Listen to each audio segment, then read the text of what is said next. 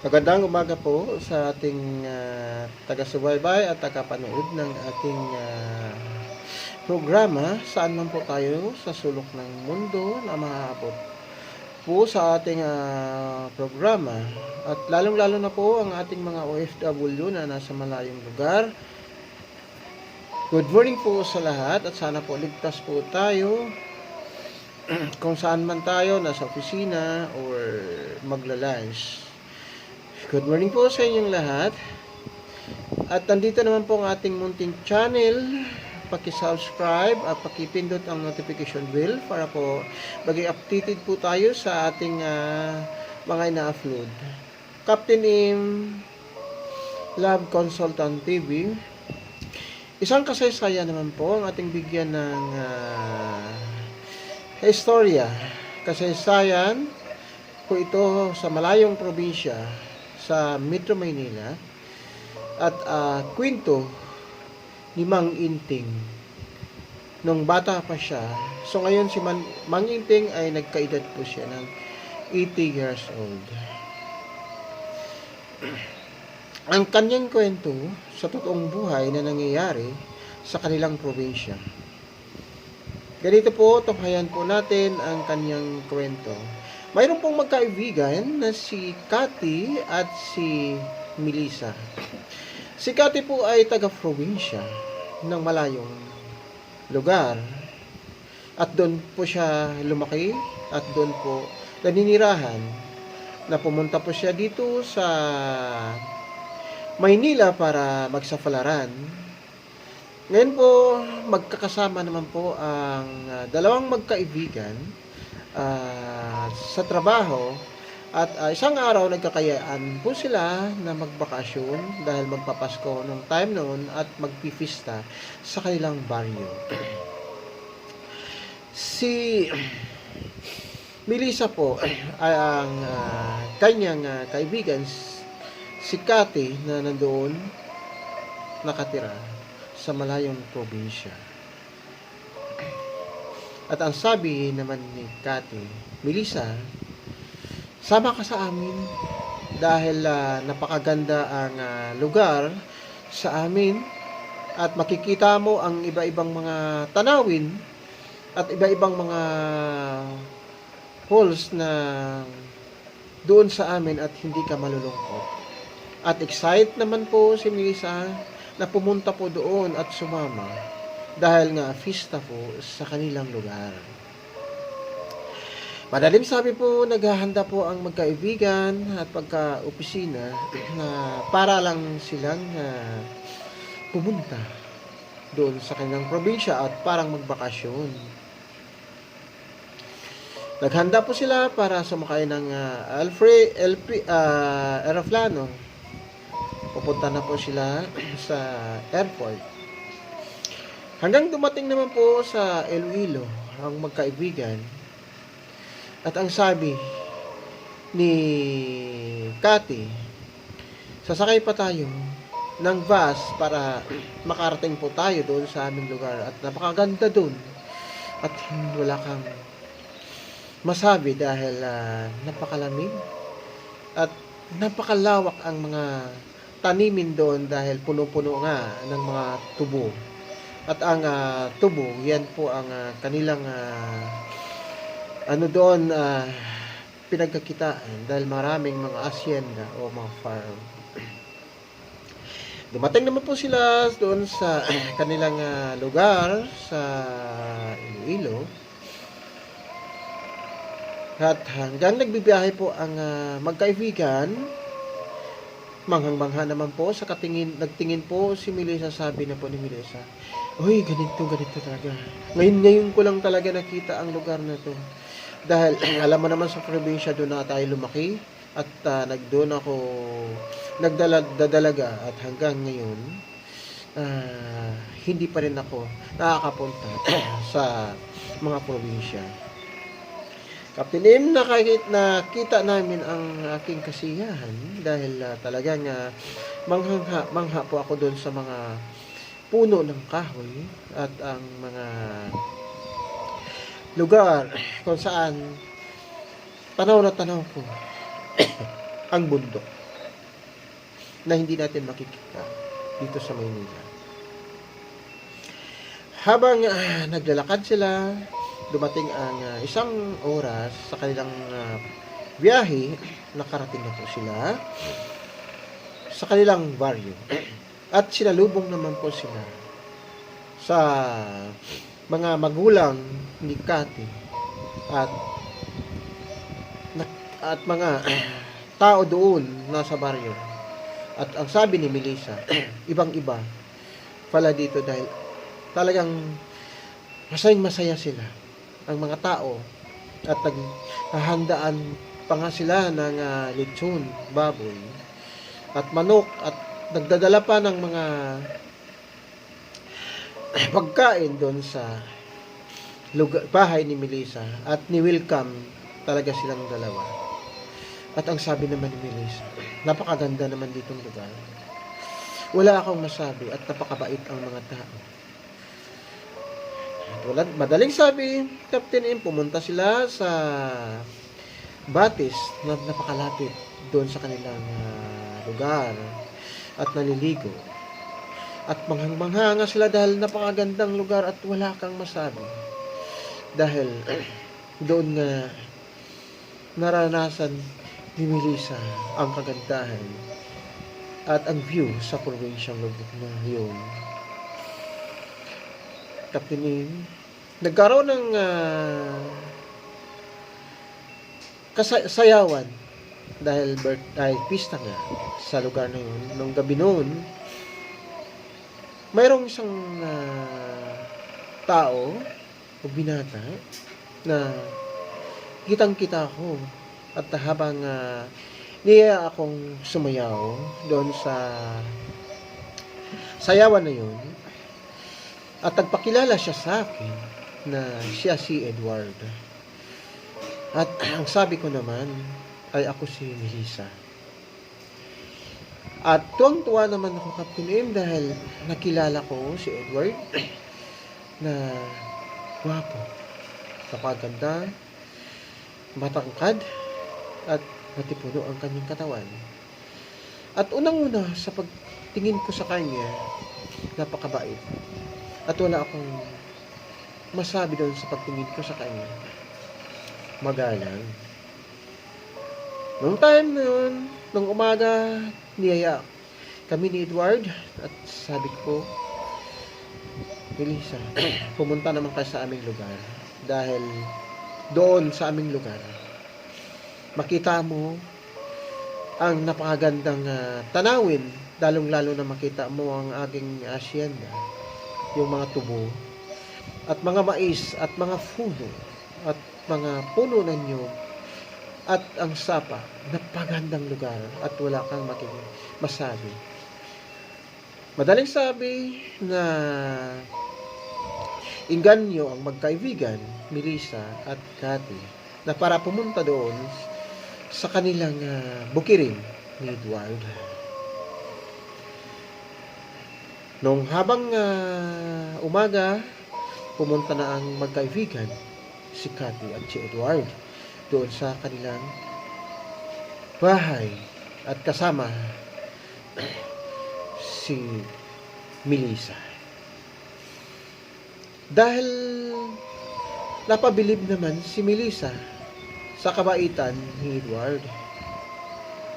Doon pa lang at sinabi ni Edward, Melissa, pwede mo kitang ligawan. At wala kang masabi sa akin dahil napakalaki ang minana ko sa aking mga magulang dahil patay na aking magulang. Ako na lang ang nag-iisa dito. Napakalaking bahay at taniman ng tubo. Wala kang maging problema kung ako ay sagutin mo. Ang sabi naman ng Melissa, pag-iisipan ko, Edward, dahil may trabaho ako sa Maynila at nagbabakasyon lang ako dito. Siguro, 1 buwan lang kami dito magbabakasyon dahil yun ang leave namin sa aming trabaho. Kasama ko ang aking kaibigan na si Cathy. Madaling sabi, Captain M, ikinikwento kay Cathy na naniligaw sa akin si Eduardo. At tuwang-tuwa naman nito si Cathy. Dahil ang sabi niya, maswerte ka, Felisa. Napakabait ng taong yan. At muhat ng nag-graduate yan, dito na lang siya nakatira sa kanilang bukid at hindi na halos nga bumababa yan. Wala nun kaptinin dahil sa sabi ni Cathy sa akin, sinagot ko agad sa Edward habang bumibisita siya doon sa bahay nila ni Cathy. Noong una, sinabi ni Edward sa akin dahil kasintahan na kami, pumunta ka sa aking bahay at iikot kita sa aking bukirin. Pumunta ako at nag-iisa, kapatid, at nakita ako sa kanyang bahay. Manghang-mangha ako dahil puro mga antik ang bahay na makikita ka sa loob. Ang mga gamit puro antik. At para bang sa tingin ko, kilabot. Pero napakaganda ang loob. Dahil ibinaba niya ako kung saan nandoon ang kanyang kwarto. At kwarto ng kanyang mga magulang nung nabubuhay pa. At ang sabi ni Edward sa akin, doon daw kami titira pag kami ay kasal na. Captain Im, walang nag-aksaya ng panahon dahil alam ko na buhay na ako. At wala na akong hahanapin pa dahil sa laki ng bukirin ni Edward. Tinakda na ang aming kasal at kasama ang mga na-invite na taga-baryo at si Cathy. Doon kami nagpakasal sa kanyang bahay ni Edward. At gumawa lang ako ng sulat sa aking mga magulang na mag-aasawa na ako dito sa probinsya. At hindi naman tutol, Captain mga aking mga magulang dahil sabi niya, matanda ka na, Melissa, at alam mo na ang tama. Sa tingin mo, kung mahal mo ang iyong sinisenta, kami ay hindi tututol dahil alam mo ang tama. Captain, kinasal na nga kami ni Edward. At ang kasama ko, ang taga-baryo at si Cathy, naging kaibigan. Wala akong maaksaya kundi ang kasiyahan ko ang naramdaman dahil mahal na mahal ko rin naman si Edward. Dahil nakita ako sa kanya na napaka-humble at napaka-hugi niya. Unang-una, Captain, dumating ang isang buwan at nabuntis agad ako. Nung nabuntis ako, tumakbo ang 4 na buwan at talagang tuwang-tuwa naman si Edward dahil buntis at pagkakaroon na kami ng anak. At wala akong masabi habang iniikot niya ako ng umaga dahil marami siyang mga kambing. At minsan, kumukuha pa siya ng gatas para iinom sa akin at pinaka-freeze at gustong-gusto ko. At sa umaga naman, habang kami ay naglalakad, napakalamig ang lugar niyo na masabi kong parang prinsesa ako dito sa lugar na yun. Dahil mahal-mahal naman ako ni Edward. Dumating ng 6 months, Captain, nagtataka ako kay Edward dahil habang magkakatabi kami, hinahalikan niya ang aking tiyan at inaamoy niya. At lagi niya akong sinasabihan, naamoy lang ka daw ang amoy ng aking tiyan. Ngunit kapiling nagtataka ako. Dahil minsan, nasasaktan na ako sa kanyang amoy at inaamoy pa niya. At nagtataka ako sa kanya, bakit parang naiiba ang kanyang pakiramdam habang ako ay tinitingnan. Habang ako'y buntis at palaki ng palaki ang tiyan. Kaptenin, dumating ang pagkakataon na 6 months na at malapit na akong manganak. Gabi noon na hindi ko makakalimutan, malaki ang buwan at habang nagtataka ako sa kanya, kinikilos ng aking asawa. Dahil kumuha siya ng kutsilyo at bumaba siya doon sa aming hardin at kumuha siya ng mga kahoy at sinigaan niya ito at kumuha siya ng uling ng halos isang sako at nilagay niya doon sa kanyang ginawang siga. At habang sinisilip ko siya, hindi ko mawari dahil palakad ng palakad siya. Habang nakaupo at nakatingin doon sa kanyang sinisigang apoy. Habang namangha naman ako doon sa kanyang akong nakikita dahil parang hindi na siya ang aking asawa. Dahil naiiba na ang kanyang anyo. Pero baliwala ko lang yun dahil siguro baka anino o sinag lang ng buwan. At malaki na ang apoy. Kapatid, tinawag ako ng aking asawa. At ang sabi, Melissa, bumaba ka dito at samahan mo ako. Bumaba ako, kapatid, at kitang-kita ako. At palaki na ng apoy. At iba na ang tingin niya sa aking tiyan. Dahil ang sabi niya, hindi ko na mapipigilan. Talagang napakabango ang sanggol na nasa iyong sinapupunan. Then, nung narinig ko yun, tumakbo ako papunta dun sa may sapa. At nagtago ako dun sa maliblib na lugar. At dun sa punong kahoy na yun ako umakyat. At tinitingnan ko dahil nakita ko na iba na ang aking asawa. At hindi na si Edward. Lumaki na ang kanyang mga mata. At humaba na ang kanyang buhok. Nung hindi niya ako nakita at takbo ng takbo siya kung saan niya pupunta, kung saan siya umiikot. At nakita ko na hindi na talaga siya. At kitang-kita ko doon sa aking dalawang mga mata. Habang umupo siya. Nilaplap niya, Captain Im, ang kanyang paa. Ang kanyang binti. At ito ang ginagawa niya.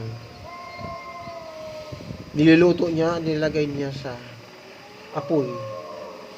At pagkatapos, ito ang ginawa niyang pulutan. Ang kanyang sariling mga paa.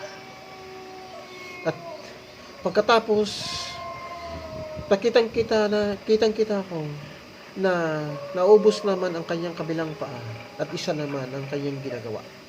Parang maubos niya ang laman ng kanyang mga binti. Habang kinakain niya ito at nakita ko naman na hindi na siya makakatayo pa dahil halos naubusan na siya ng dugo. Bumaba ako doon, Captain, at pagbaba ko, kitang-kita ko na hindi na siya makakatayo. Kumukuha ako ng kahoy ng sanga at alam ko na isa na siyang aswang at itinulak ko ang buong niyang katawan doon sa pagsisiga habang natutupok siya. At Captain, nung nangyari na yon, pumunta ako doon sa aming baryo at si Kate umalis na at papunta na ng Maynila at iniwanan naman niya ako. Pumunta ako doon sa aming kapitan at mga taga-baryo, pinasama ko doon sa aming bahay at ikinikwento ko lahat ang pangyayaring yun. At sabi ng aming kapitan, pupunta ang mga pulis para mag-imbestiga doon sa pangyayaring yun. Pero kitang-kita na ng mga naging investigador at ang mga pulis ang nangyayari dahil kinikwento ko sa kanya at kitang-kita ang kanyang laman na habang nandoon nilagay niya doon sa isang mangkok na hindi pa niya nauubos. Mula noon, Kapinim, pumunta na ako at umuwi na ako sa aking mga magulang doon sa Maynila. At ito ang aking kwento na pinamagatan, Asawa Kong Aswang. At kasama naman doon, Kapinim, si Kuya na isa na nagkwento nito. At nagpasalamat ako na ang aking kasaysayan na isulat at na bigay sa iyong programa. Salamat at magandang hapon sa iyong tagapakinig.